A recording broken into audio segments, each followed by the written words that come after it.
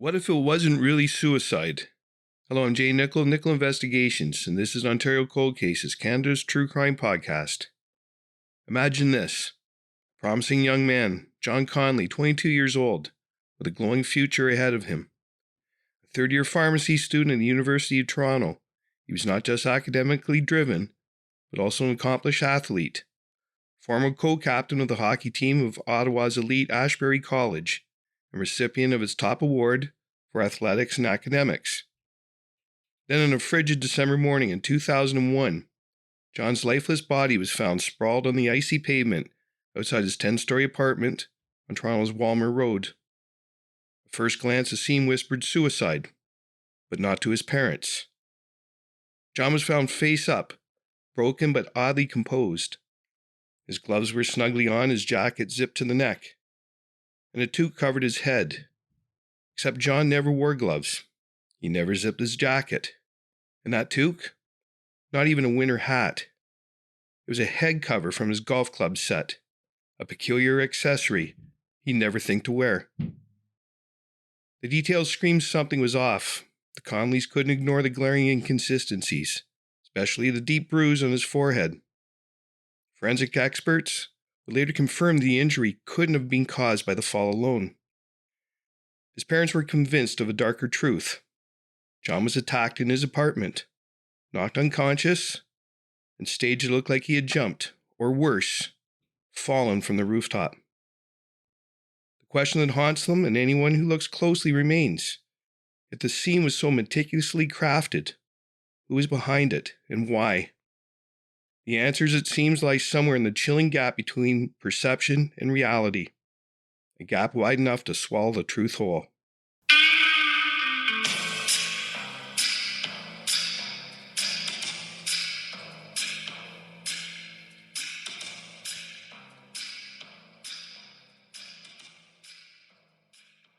Explore the unsolved mysteries of Canada with our captivating true crime podcast, Ontario Cold Cases, Canada's true crime podcast. As we piece together the evidence and follow the trail of clues, we invite you to become a part of our mission to solve these perplexing cases. New episodes available every Sunday.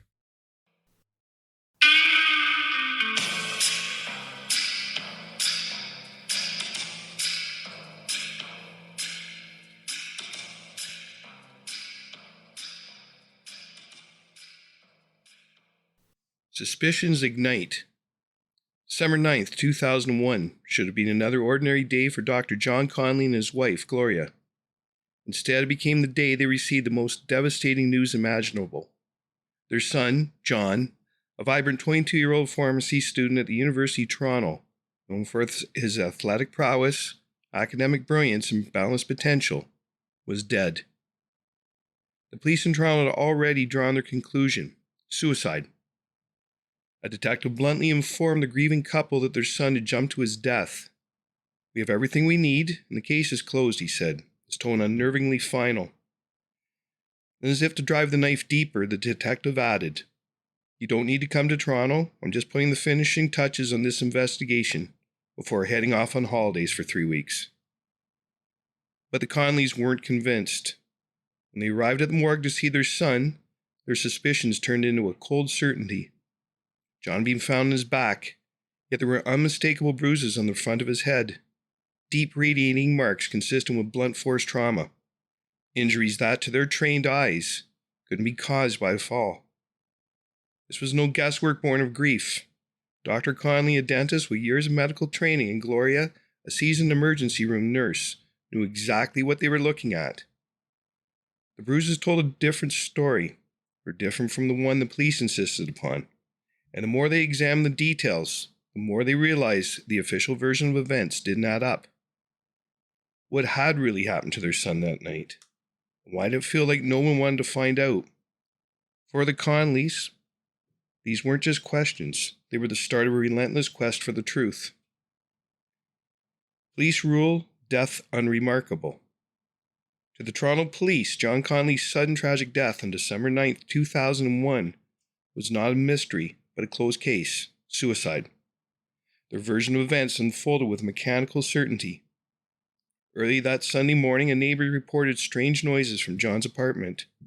She heard voices, the sound of the door opening and slamming repeatedly, a cacophony that hinted at something unusual. Yet what followed was presented as chillingly straightforward. According to the police, John dressed himself in a leather jacket, gloves, and a toque, though the toque turned out to be a head cover from his golf clubs. An item as alien to John's wardrobe as the story itself. He supposedly left a suicide note, ascended to the 10th floor, pried open the hatch to the rooftop, and walked to the edge. Then, in their telling, he jumped. When the neighbor heard a loud thud outside and saw a body sprawled in the parking lot, she called 911. Emergency responders were dispatched under the assumption of suicide before anyone even reached the scene. The first officer to arrive found John lying on his back in the snow-dusted lot. Another officer entered his apartment, discovering what he deemed a suicide note. By the time paramedics transported John to St. Michael's Hospital, it was too late. He was officially pronounced dead at 8:05 a.m. The investigation ended almost as quickly as it began. A detective made a single phone call to John's fiancée, who described him as stressed over exams, family pressure, and their relationship. It was enough for the authorities to package the tragedy neatly.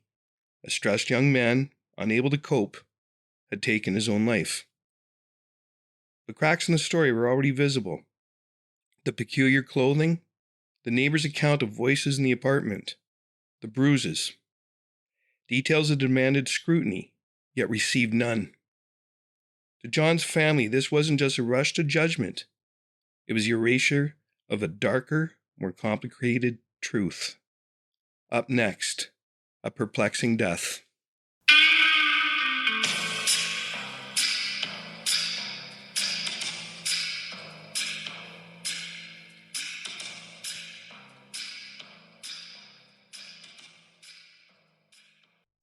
A perplexing death.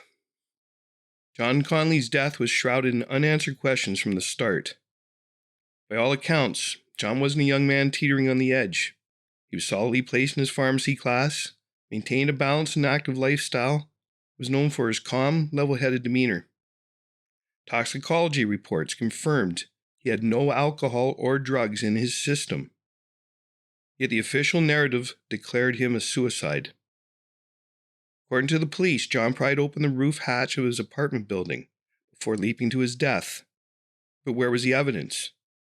No forensic proof of this climb to the rooftop was ever presented. The scene was so neatly explained. Why did it lack the marks of authenticity?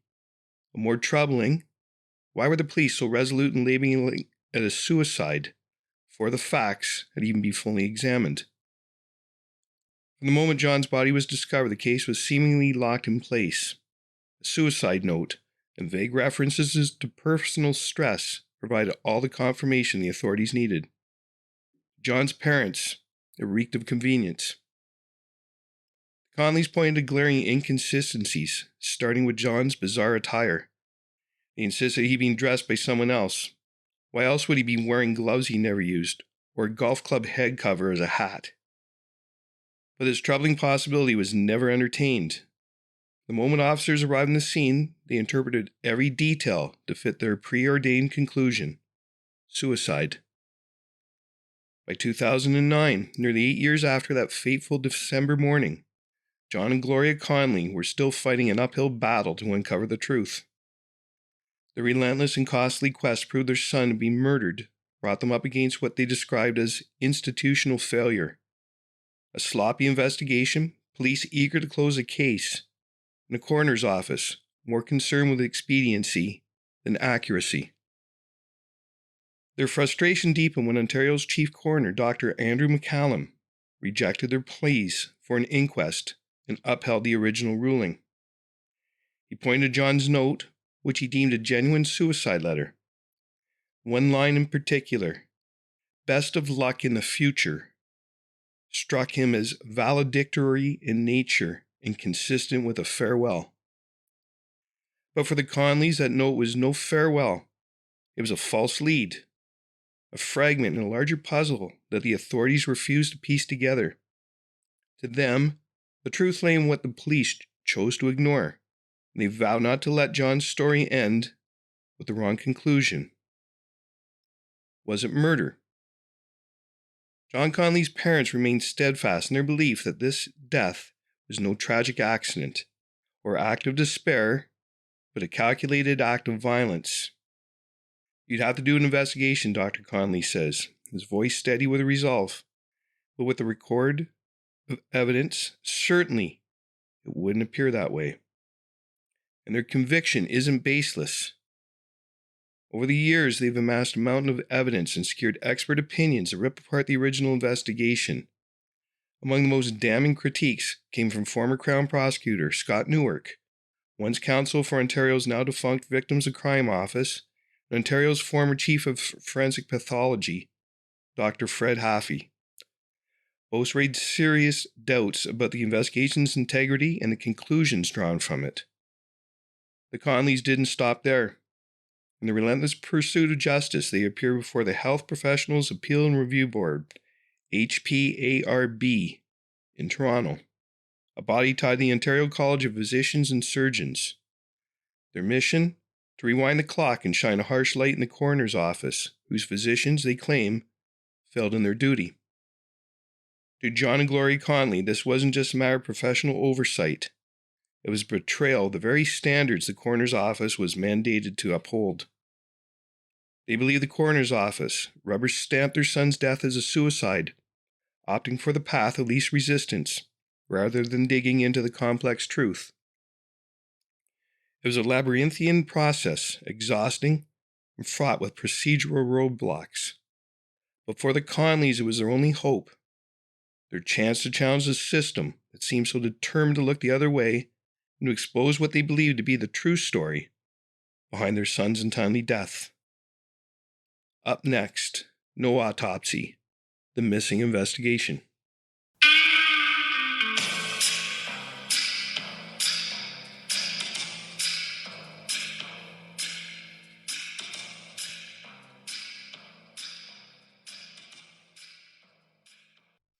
No autopsy, the missing investigation.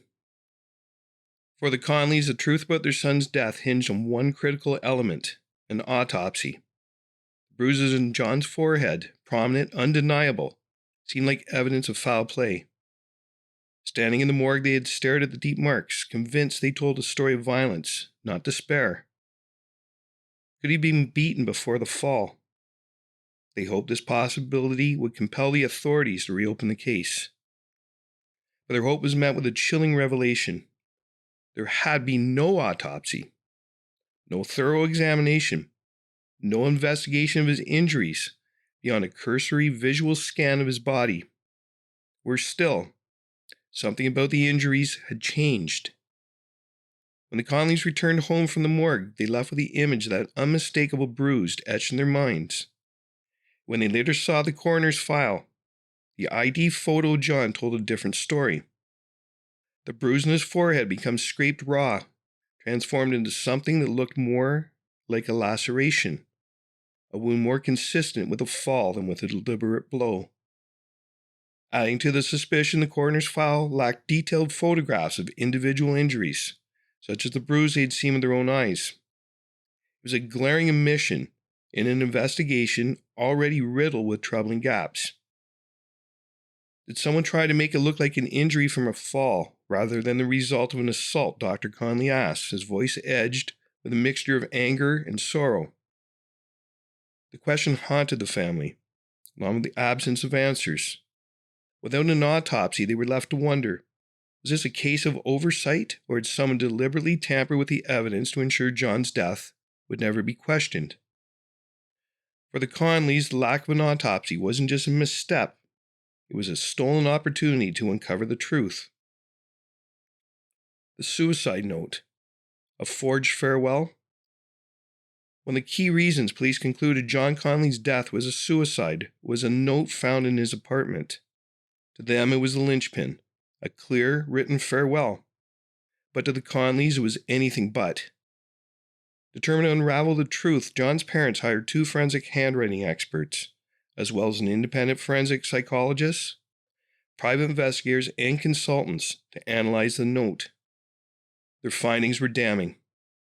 Both handwriting experts deemed the note an overt forgery, and scrutinizing hundreds of John's handwritten letters and papers, they concluded it was inconsistent with his writing style.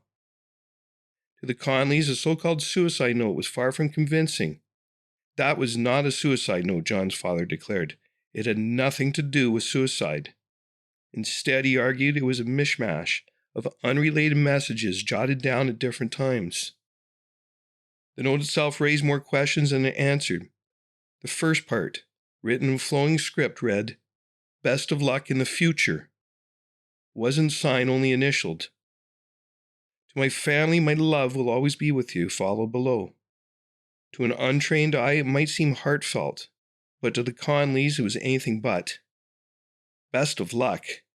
Dr. Connelly recalled asking the officer who had read the note aloud, "That's not a goodbye, it's a greeting. That's something John wrote in draft form." His son, known for drafting messages on scraps of paper before transcribing them into cards, would never use such a detached phrase as a farewell. The note's tone and formality didn't align with John's personality. "We all knew John wouldn't write that," explained Dr. Connelly. "He had nicknames for us. He never addressed us in such a stiff way." The family's unease grew when document examiners pointed out discrepancies. They zeroed in on the word "to," a single word that didn't match John's handwriting style. Even more unsettling, the note appeared to be written in 2 different hands. "Who is the 'to'?" Dr. Connelly asked, his voice tinged with frustration and suspicion. The note, the supposed cornerstone of the suicide ruling, now stood as a symbol of doubt. To the Connellys, it wasn't evidence of despair, but a glaring clue and a puzzle the authorities seem unwilling to solve. Up next, other inconsistencies, a tangle of oversights.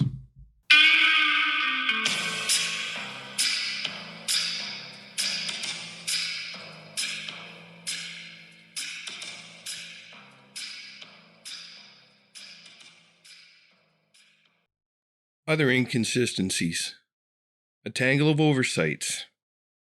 When John Connelly's parents arrived at his apartment after his death, they expected it to be preserved as a crime scene. Instead, they walked into chaos. Cigarette butts were in the kitchen sink, the toilet, and scattered across surfaces, with ashes smudged throughout the apartment. At first, I thought someone who had been there smoked, John's mother recalled. Then I realized they were left by the detectives. The realization was more than unsettling. The careless behavior of the investigators had not only left a mess, but also compromised any chance of a proper forensic examination. Still, the Connellys spotted details that the police had seemingly ignored. One glaring example, a medal John cherished, gifted to him by his grandfather, hung by the door. John almost never went anywhere without it. His desk, typically cluttered with books and papers, had been unnaturally cleared. On his neatly made bed, something John never did on his own, was a blood-stained pillow that investigators had completely overlooked. One question, the nighttime duty detective, who wasn't even a homicide investigator, dismissed the blood stain with shocking nonchalance. "If I'd seen that on December 9th, he told the Connellys, I'd have assumed it was just a shaving nick." But this explanation unraveled with a single devastating fact. John hadn't shaved that weekend. He'd been holed up studying for exams. Worse, the revelation that this detective, in charge of the investigation, may never have even seen John's body, cast a shadow over every detail related to the family. It also explained why the injuries in John's forehead, blunt force trauma, inconsistent with a fall, went unnoticed. More anomalies began to surface. A negative toxicology report, 911 calls from a building across the street, neighbors hearing knocks on John's door, the inexplicable way his body was dressed, and absolutely no indication that John had been suicidal. In his room, Evidence of a life in motion painted a starkly different picture. Sitting atop his hockey bag was an airline ticket to Ottawa for Christmas. Just a day before, John had gone to Varsity Arena to retrieve his equipment for the annual father-son hockey game in Ottawa. Does that sound like someone on the verge of suicide? His father asked, frustration boiling over. Connelly's relentless pursuit of answers led to a bombshell in 2006. The disclosure of previously unseen materials that further undermined the police's quick suicide conclusion. Former Crown Attorney Scott Newark, an advocate for victims' rights, delved into more than 2,500 pages of documents and emerged with a searing indictment of the investigation. The refusal to acknowledge error and their blatant determination to ignore mountains of evidence is appalling, Newark stated. I don't know how John Connelly died, but I know without hesitation that the investigation was inadequate. Public authorities, especially the coroner's office, have since refused to confront their failures. Newark called for decisive action, either a reinvestigation by a different police service or a mandated inquest by the Minister of Community Safety. Ontario Ombudsman Andre Marin even agreed to examine the coroner's handling of the case, probing whether John's death had been swept under the rug as part of a broader systematic failure. The most gut-wrenching revelation came from the Connelly's own investigation. John had been alive when the first officer arrived at the scene. Instead of acting with urgency, the officer reported that Connelly was vital signs absent, or VSA, effectively dismissing any hope of saving him. EMS was delayed by nearly 15 minutes, finally arriving at 7:33 a.m. to discover John was still alive. He was rushed to St. Michael's Hospital, but was pronounced dead at 7:46 a.m., just 19 minutes later. For the Connellys, this was more than a tragic oversight. It was a preventable failure. Each inconsistency, every piece of ignored evidence, reinforced their belief that their son's death wasn't a suicide, but a brutal crime buried under a cascade of institutional negligence and indifference. Finally, an autopsy is performed. 5 months after John Connelly was laid to rest, his casket was pulled from the earth on a somber, overcast day in Ottawa. It was a moment of grim determination for his family, a necessary step to uncover the truth they had been denied. John's body was transported to Toronto for the full autopsy that should have been conducted from the start. Even after months in the ground, photographs from the examination told a haunting story. The prominent bruises John's parents had seen at the morgue were still visible, undeniable evidence the authorities had somehow dismissed. But the autopsy revealed more than the bruises. Hidden beneath John's hairline was a cut that had gone unnoticed in the initial investigation. The nature of the injuries painted a troubling picture. The Connellys argued, as they had all along, that neither the bruises nor the cut could have been caused by a fall into John's back. Instead, these marks bolstered their belief that their son had been assaulted before his fall. For the Connellys, the discovery was devastating yet validating, a chilling piece of evidence that added weight to the relentless fight for the truth. John's death was not what it seemed, and they were closer than ever to proving it. Up next, how the police and the coroner believed John spent his final hours.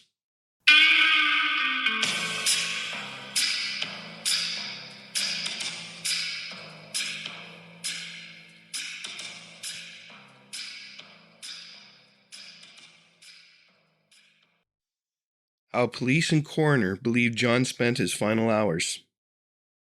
According to the official account, John Connelly's last hour unfolded like this. On Sunday morning, John supposedly rose at 7 a.m., despite having stayed up late studying, a habit his family says meant he never woke before his alarm, set that day for 9:30 a.m. From there, the story grows stranger. The police claim John made his bed, something his parents insist he never did. His desk, unusually cluttered with books and notes during exams, was inexplicably tidy. Then he put on a zip leather jacket and a pair of his father's gloves, an ensemble entirely out of character for him. The most bizarre detail. Police allege John went to his golf bag, pulled the head cover off his driver, and inexplicably wore it over his forehead like a toque. According to the police, John then began talking loudly to himself, his voice carrying through the apartment walls. A neighbor reported hearing voices and the sound of his door opening and closing repeatedly. After this puzzling behavior, the police say, he scrawled a strange note, what they deemed a suicide note, left his apartment for the last time, and abandoned his keys, knowing he wouldn't return. The official narrative says John took the elevator to the 10th floor of his building. Though a door to the rooftop was available, they claim he chose a different route. Climbing to the roof hatch, padlocked in place. Using a prying tool like a crowbar, he allegedly forced it open, pulled himself through, sat at the edge of the roof. There they say he contemplated the stress of exams, family pressures, and his relationship. Overwhelmed by despair, the police conclude John jumped to his death. To the Connellys, this version of event is not only implausible, but defies logic. Every detail, from his out-of-character behavior to the questionable use of a golf club head cover, raises more questions than answers. What truly happened in John Connelly's final moments remains a mystery his family refuses to let rest. Inaccuracies, errors, and unanswered questions. Official story surrounding John Connelly's death is riddled with glaring inaccuracies, factual errors, and baffling unanswered questions. Start with the keys. Police implied John left his keys behind his apartment, a symbolic gesture because he allegedly knew he wouldn't return. But the Connellys, combing through police records, discovered the truth. John's keys were found in his pocket. The keys left in the apartment actually belonged to the superintendent, who had let the police in. Then there's the claim that John used a prying tool like a crowbar to force open the hatch to the roof. Yet no such tool was ever recovered. And why would John even bother with the hatch when there was a perfectly accessible rooftop door? A door only someone familiar with the building would know about. To an outsider, the hatch might seem the only option, but not to John.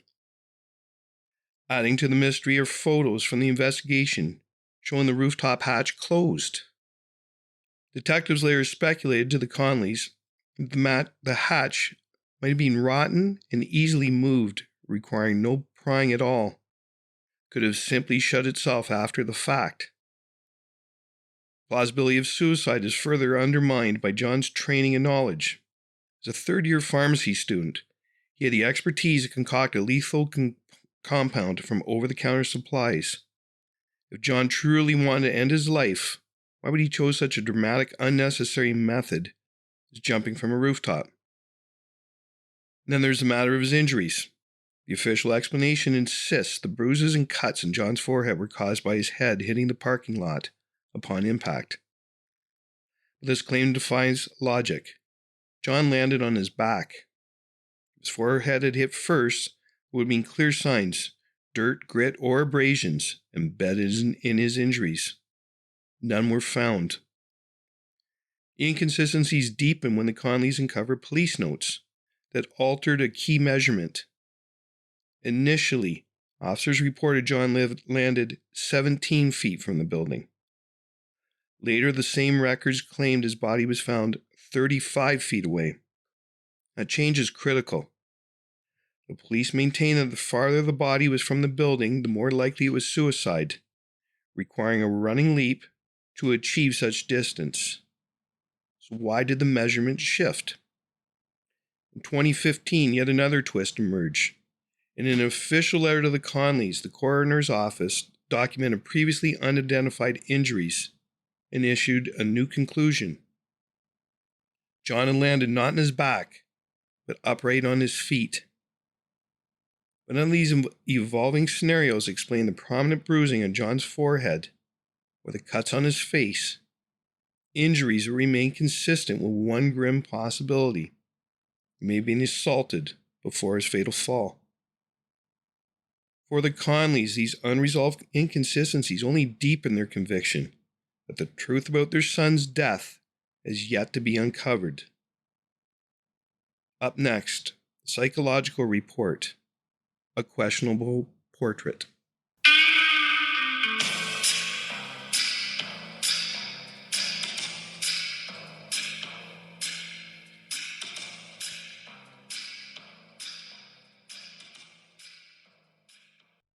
The psychological report, a questionable portrait. To justify the conclusion of suicide, the death analysis painted a troubling picture of John Connelly. The report described John as a young man who didn't get along with his parents and who, it claimed, felt like a disappointment because he couldn't measure up to his sister. It suggested he struggled with recent exams, bottled up his emotions, was overwhelmed by stress about school and his future. To the police and coroner, this was the narrative that explained why John Connelly, a bright and promising pharmacy student, would choose to end his life. But to those who truly knew John, this depiction was unrecognizable. His parents and friends were adamant there was nothing in John's demeanor, behavior, or circumstances to suggest he was in such despair. Far from floundering academically, John's most recent grades had earned him second-class honors. His parents had never doubted his abilities, and his friends couldn't recall a single instance that hinted at such a state of mind. Whoever wrote this psychological profile, his friends declared, clearly didn't know John at all. The most damning revelation: none of John's closest friends or family members had been interviewed for the report. The statements used to craft the psychological portrait came from a single source: John's former fiancée, Lisa Tonello. For John's loved ones, this felt like a betrayal, a shallow, one-sided narrative that ignored the complexity of his life, served only to support the official conclusion. To them, it wasn't just a misrepresentation of John's character, but a glaring flaw in the investigation itself, further casting doubt in the rushed and incomplete explanation of his death. The fiancé, a tangle of contradictions.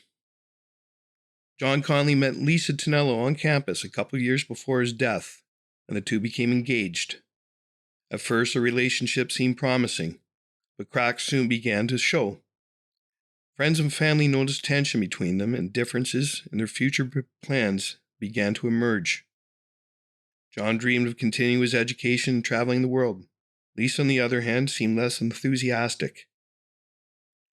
Before the engagement, she professed love for travel, but after, her tone shifted. "I love to travel, but it's not for me," she'd say. As the relationship progressed, it grew rocky. By the following year, John decided he didn't want to be engaged anymore. Still, ever the considerate person, John confided in friends that he wanted to end things amicably, especially since he didn't want to jeopardize Lisa's academic performance.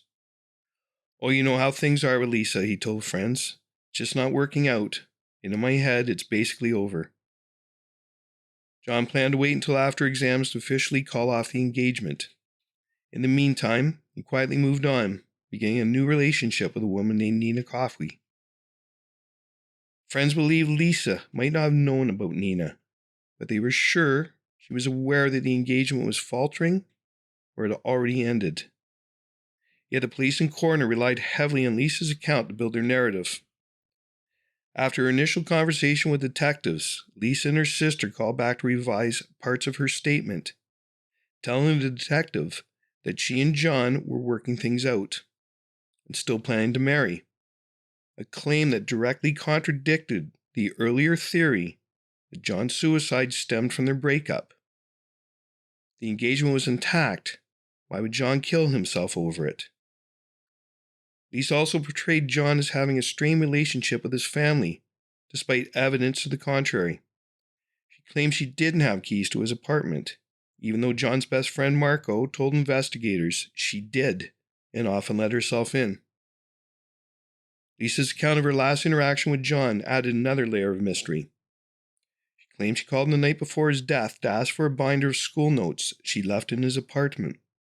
It's unclear whether she retrieved the notes or if they were later found in the apartment. Then came the most bizarre twist. Lisa reportedly told fellow students, skeptical of John's suicide, that she had a second suicide note in her possession, confirming his intention to take his own life. Friends corroborated that Lisa was spreading this claim, but it raised disturbing questions. If such a note existed, how did Lisa get it? If she didn't have keys to the apartment, how could she have found it? And why didn't she hand it over to the police? Adding to the tension were reports that Lisa had been upset after John ended their engagement. According to friends, her anger boiled over when she had her friend, Michelle Vendetti, contact and threaten John. But John remained clear. The engagement was over and he wasn't interested in reconciling. By that point, he was happy in his new relationship with Nina and ready to move forward. No one is suggesting that Lisa was directly responsible for John's death, but her behavior raised serious doubts. Despite the tragedy, Lisa never reached out to John's family, not a call, not a sympathy card. She didn't participate in a fundraiser organized by his pharmacy class to create a memorial scholarship in his name. Most telling of all, Lisa remains the only person who supports the suicide theory. To everyone else who knew John, the pieces simply don't add up. Her actions, contradictions, and omissions leave a lingering cloud of suspicion, fueling the Connellys' relentless pursuit of the truth. Up next, investigators don't always get it right.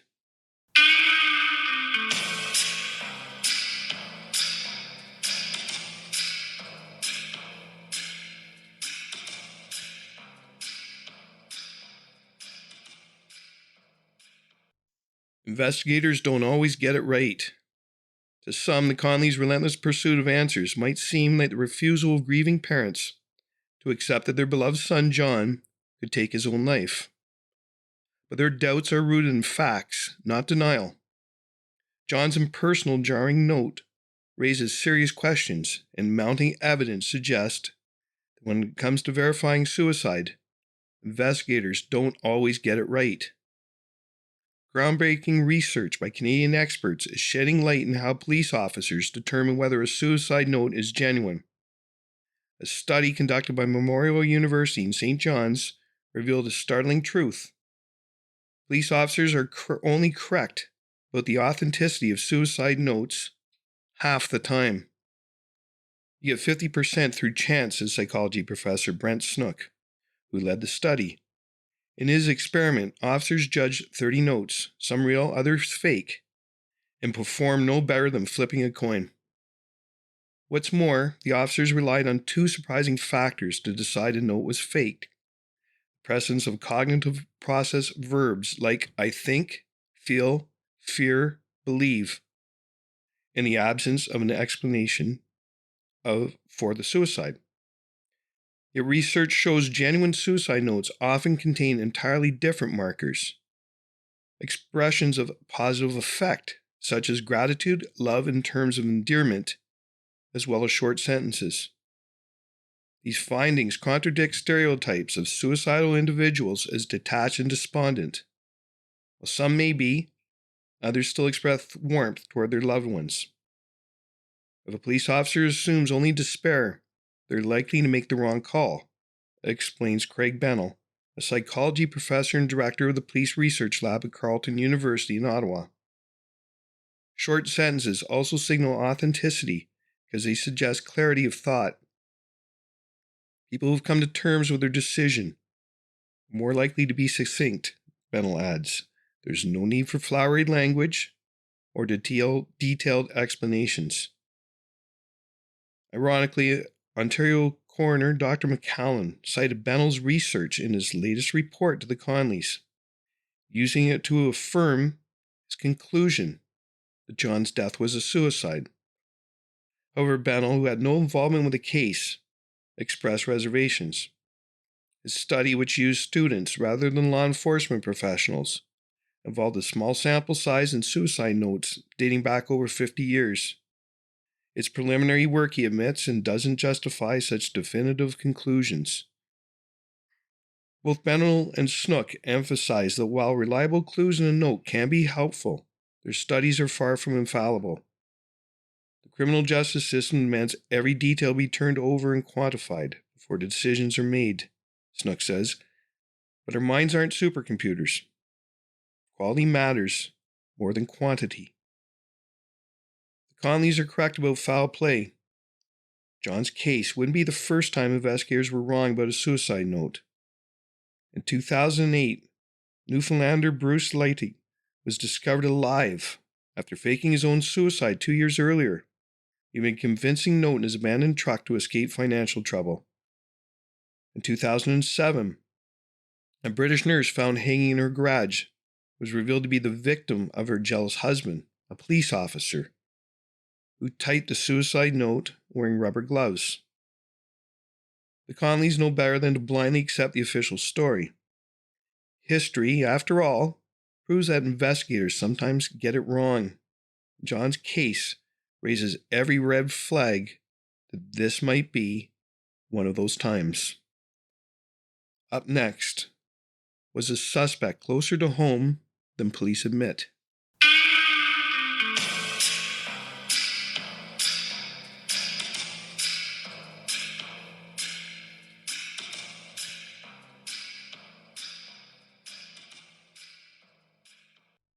Was a suspect closer to home than police admit? The strange details surrounding John Connelly's death invite a chilling question. Was a suspect closer to home than the police are willing to admit?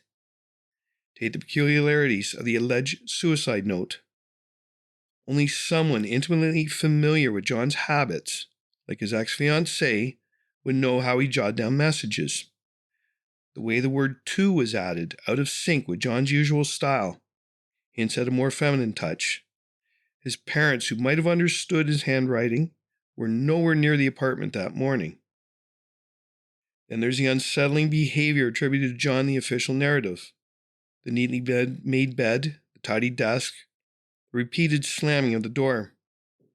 These actions feel oddly out of character for a young man in the throes of academic stress.